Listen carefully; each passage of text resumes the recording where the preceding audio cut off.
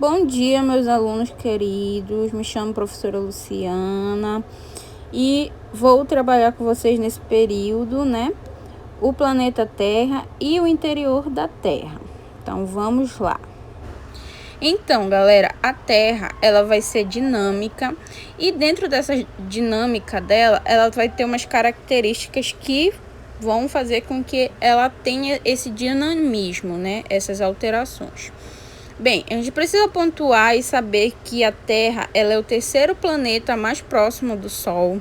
A gente precisa saber que a superfície, né, da Terra, 71% dela é coberta por água e que a superfície do nosso planeta ela se modifica continuamente desde a sua formação, que isso foi quando? Há cerca de 4,6 bilhões de anos. Então faz muito tempo, né, gente?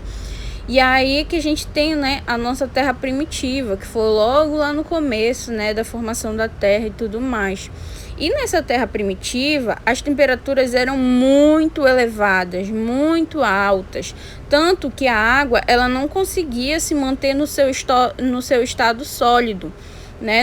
A gente não via poças de água, a gente só conseguia encontrar água no estado gasoso, porque como a temperatura da terra, do solo, era muito quente, quando a água entrava em contato com o solo, ela evaporava instantaneamente. Então a gente não tinha como encontrar essa água, né, no estado líquido dela. Depois, né, do tempo que foi resfriando mais a terra, que aí a água conseguiu fazer, né, conseguiu se manter no estado líquido, e aí que foram começando os lagos, e aí dos lagos passou para os rios e assim sucessivamente. Hoje em dia a gente tem nossos mares e oceanos aí. Então, né, galerinha, como eu estava dizendo, a Terra, né, ela é dinâmica justamente por causa dessas alterações que ela sofre. Mas aí a gente se pergunta, né, de onde vêm essas alterações? Como é que elas ocorrem? Então, a Terra ela vai ter algumas camadas que a gente vai ver mais à frente, né, o nome delas e tudo mais. E aí, em cada camada dessa, a gente vai ter umas diferenças e alguns, vamos chamar de personagens que vão ser importantes para as modificações da Terra. E aí, na camada interior da Terra, né, na parte mais interior da Terra, a gente vai ter uma característica de uma camada muito quente. E lá as rochas são derretidas e essas rochas elas vão estar em constante movimento. Quem são essas rochas, professora? Essas rochas são as placas tectônicas que a gente tanto conhece, né? A gente vive em cima de uma placa tectônica, a gente tem outras placas tectônicas pelo mundo, né? E os continentes, eles são feitos em cima dessas placas tectônicas. E devido à atividade, né, o movimento dessas placas tectônicas, elas acabam gerando atividades vulcânicas, que são as erupções. Também podem gerar terremotos e tsunamis.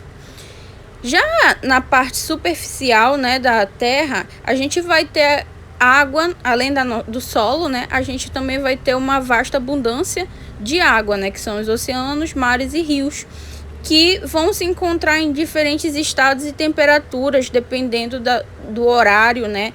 Porque a gente sabe que você já foi numa praia, né, de noite e a água estava bem quentinha, né? Agora, se você for de manhã na praia com o sol quente, a água ainda vai estar muito gelada. Aí tu pergunta, mas como é que isso ocorre, né? Já que de manhã o sol tá quente, era para a água estar quente. Acontece que para que a água mude a sua temperatura, ela leva um determinado tempo.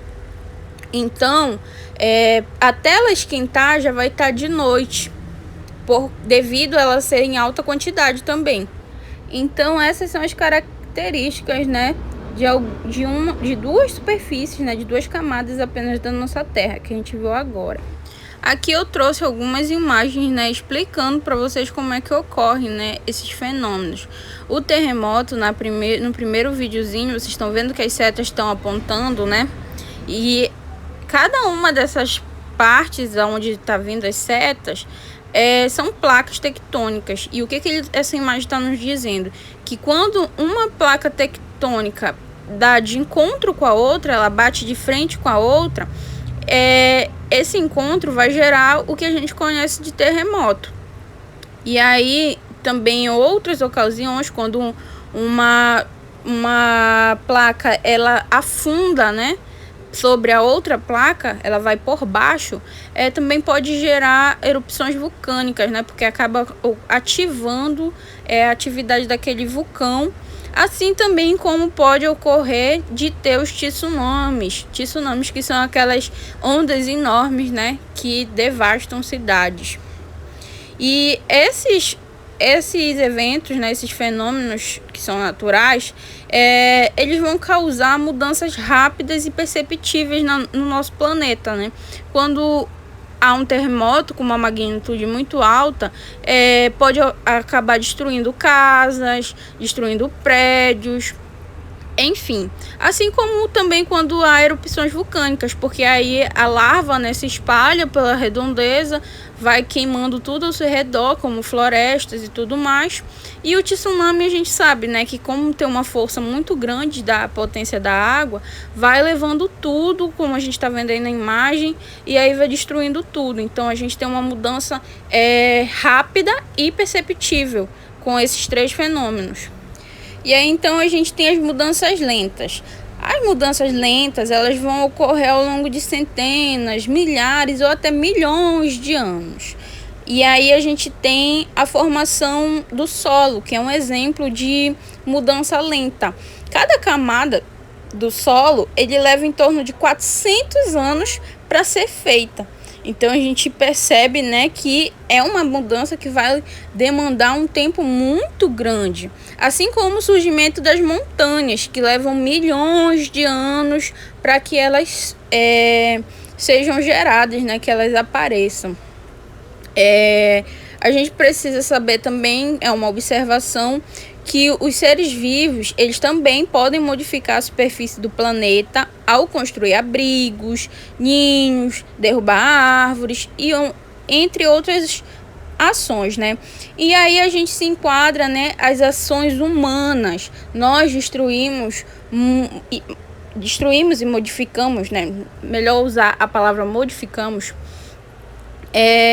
muito, né, a nossa superfície, né, a superfície do nosso planeta, quando a gente derruba uma floresta, árvores para construir uma estrada, quando a gente derruba uma floresta para construir um condomínio, para construir prédios, enfim. Então a gente acaba atuando, né, nessa modificação da superfície do nosso planeta também. E aí, como eu já havia falado para vocês, as modificações da superfície, né, do nosso planeta, elas vão ser consequências de alterações no interior da nossa Terra.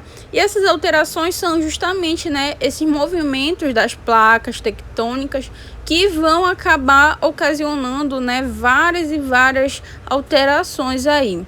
Aí você se pergunta, né, professora, já que é tão fundo assim, é tão difícil de chegar lá no interior, né, no núcleo da nossa Terra, como é que a gente faz para estudar o interior da Terra? Como é que há tantos estudos? Bem, nós cientistas, né, nós nos baseamos em evidências indiretas. Quem vão ser essas evidências indiretas? Vão ser os terremotos e erupções vulcânicas. Que dessas erupções vulcânicas, a gente tem um material que a gente chama de lava. Aquela lava, né? Lá, quem nunca assistiu o X-Men, quando eles vão lá para aquela ilha lá e o vulcão entra em erupção e aí começa a explodir aquela lava lá e tudo mais. Pois esse material, essa lava, ela é feita de rochas derretidas. Então a gente imagina que essa lava, ela vem da parte mais interna da nossa Terra.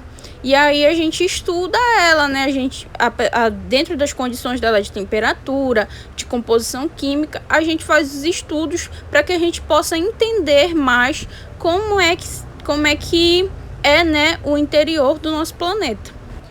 Por fim, eu trouxe para vocês a estrutura da Terra, né? Cada camada, lembra das camadas que a gente viu lá no slide logo no início. Então a gente vai ter aqui, trouxe para vocês, né, uma imagem mostrando cada uma dessas camadas e os seus nomes e espessuras, né?